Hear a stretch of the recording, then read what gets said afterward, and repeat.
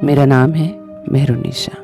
आज की कहानी मेरी जुबानी। 2 साल पहले का एक सफ़र ऐसा था मेरा कि मैं भूल ही नहीं पाती। हर वक्त वो सफ़र मुझे ऐसे याद आता है मानो जैसे कल ही की तो बात हो। एक लड़की थी, 16-17 साल की होगी, ठीक मेरे सामने वाली सीट पर बैठी थी। तीखे नैन नक्श, दुनिया की ना कोई समझ, ना जिंदगी का कोई तजुर्बा, आंखों में बगावत और चेहरे पर घबराहट लिए बार बार नाखून चबाए जा रही थी।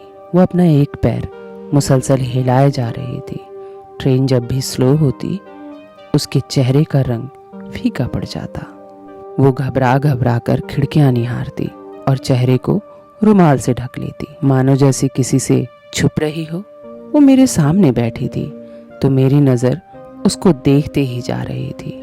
दिल चाह रहा था कि मैं बात करूं, लेकिन वो कभी बाहर देखती तो कभी अपने फ़ोन मिलाती तो उसका फ़ोन लगता नहीं। फिर उसका फ़ोन लगा, उसकी बेचैनी हल्की कम हुई। सामने से जो भी बात कर रहा था शायद वो बहुत ख़ास होगा।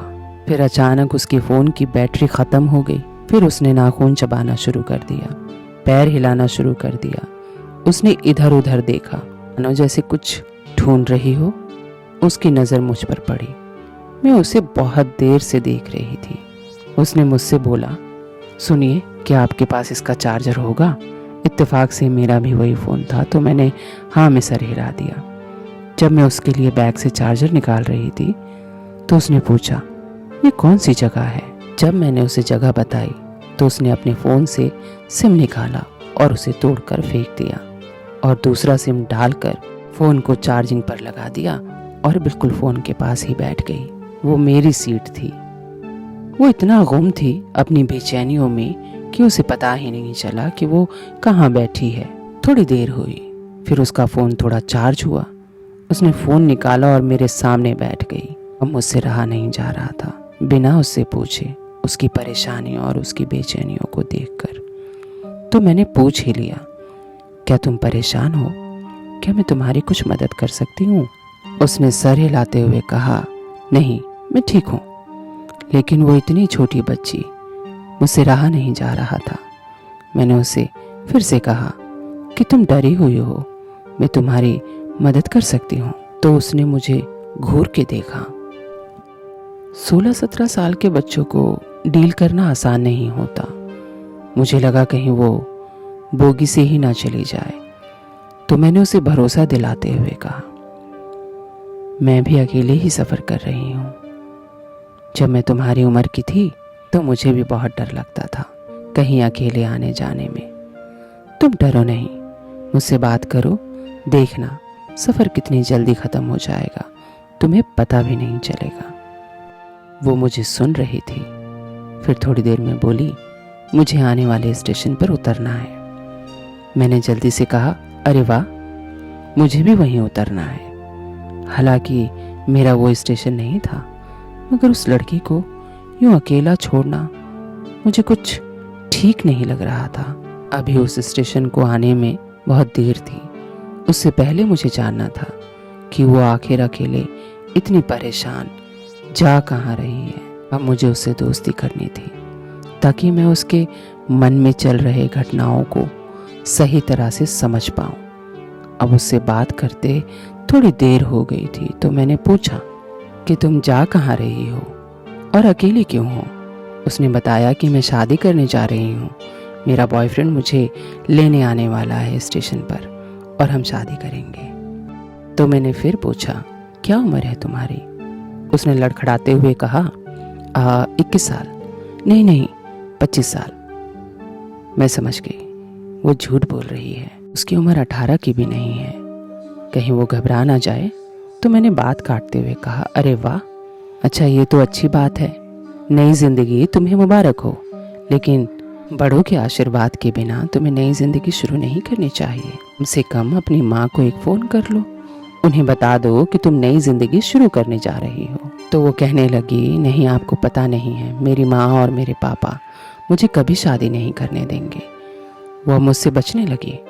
फिर मैंने दोबारा भरोसा दिलाते हुए कहा, खैर कोई बात नहीं, बाद में सब ठीक हो जाएगा। मुझे अपने होने वाले पति की तस्वीर नहीं दिखाओगी?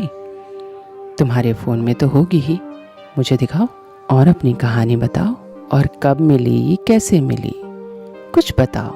सफ़र तुम्हारी कहानी सुनकर ही कट जाएगा। तो मुस्कुराई, बोली मैं उन्हें मिली नहीं हूँ, बस सोशल मीडिया पर बात होती है। अब तो मुझे ये सब सुनकर और ज़्यादा लड़की की फिक्र होने लगी। तो मैं खामोश हो गई। तो उसने कहा फ़ोटो दिखाऊं? मैंने कहा हाँ दिखाओ ना। उसने उसका फेसबुक खोलकर दिखाया, पर उसका प्रोफाइल फ़ोटो एक नौजवान का चेहरा था जो किसी बड़ी हस्ती का था।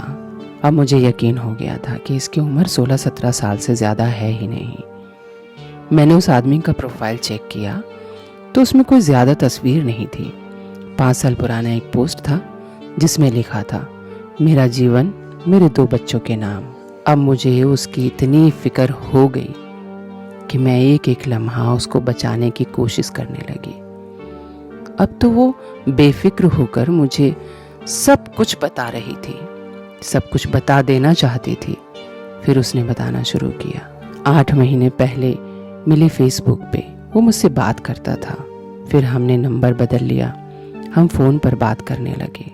मैंने बड़ी उत्सुकता से पूछा, तुम्हारे माँ बाप को पता नहीं चला? तो उसने कहा कि उनके पास इतना वक्त ही कहाँ है मुझ पे ध्यान देने की, तो उन्हें पता कैसे चलेगा? वैसे भी मुझे मेरी ज़िंदगी का हीरो मिल गया है, मुझे सुनता है, मेरी ज़रूरतों का ख्याल रखता है, मुझे गिफ्ट भेजता रहता है, मैं जो भी कह दूँ मुझे भेज देता है। मैंने पूछा कि वो काम क्या करता है? बोली कि मुझे पता नहीं है, मैं जो भी कुछ मांगती हूँ वो मुझे भिजवा देता है।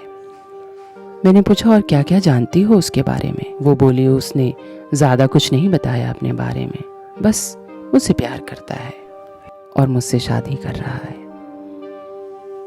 मुझे स्टेशन पर लेने आएगा तो आप भी उससे मिल लेना।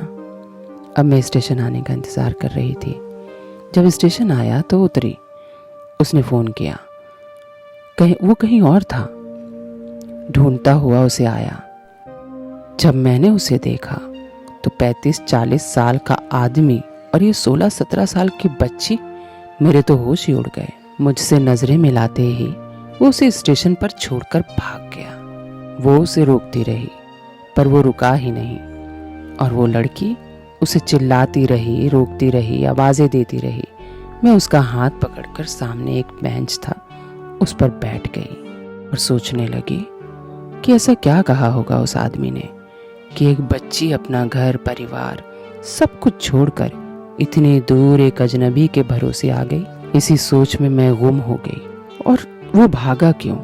ये सोच सोच के जैसे मेरा सर फटा जा रहा था। उसके आंसू पोंछे, कहा तुम अपनी माँ को फ़ोन करो, उन्हें यहाँ बुलाओ। वो डरी हुई थी कि कहीं उसकी पिटाई ना हो जाए, उसके माँ बाप तो उसे मार ही डालेंगे। मैंने समझाया, उसकी माँ को फ़ोन किया। 4 घंटे के अंदर उसकी माँ बेचैन परेशान वहाँ पहुँच गई। उसकी माँ इतना रोई उसे गले लगाकर कि आज भी वो आंसू उसकी माँ के मुझे बेचैन कर देते हैं कि न जाने कितने बच्चे इन सोशल मीडिया के चक्कर में यूं इस तरह बर्बाद हुए होंगे, हो रहे होंगे। जब ये कहानी आप सुन रहे हो तो न जाने कौन सा वहशी दरिंदा किस बच्ची को नोच खाने की तैयारी कर रहा होगा। माँ बाप से गुजारिश है कि आप चाहे कितना भी बिजी हो, लेकिन रोज़ अपने बच्चों को 1 घंटा, सिर्फ 1 घंटा सुनो, सिर्फ सुनो। अपने बच्चों को सुनना इतना ज़रूरी है क्योंकि टीनेज में शरीर में बड़ी तेज़ी से बदलाव हो रहे होते हैं। ऐसे में जो उन्हें सुनता है उन्हीं को ये हमराज बना लेते हैं, क्योंकि बच्चों को समझ नहीं आता उन्हें क्या चाहिए। और कुछ गलत लोग ऐसे बच्चों की ताक में होते हैं। ये बच्चे उनका शिकार बन जाते हैं। अपने टीनेजर बच्चों को अकेला मत छोड़ो। कुछ वैसी दरिंदे घात लगाए बैठे हैं। बच्चों के शरीर में तेजी से हो रहे बदलाव ही उनको समझ नहीं आते। तो जिंदगी में कौन चाहिए, कब चाहिए, कैसे समझ में आएगा। इसीलिए जो कहते हैं कि प्यार की कोई उम्र नहीं होती, तो उनसे एक ही सवाल किया जाए, क्या ये आप अपने बच्चों के लिए भी सोचते हो? उम्मीद है मेरी ये कहानी आपको अच्छी लगी होगी, तो सब्सक्राइब करना ना भूलिएगा और हाँ, बेल आइकन को ज़रूर दबा दीजिएगा। Thank you.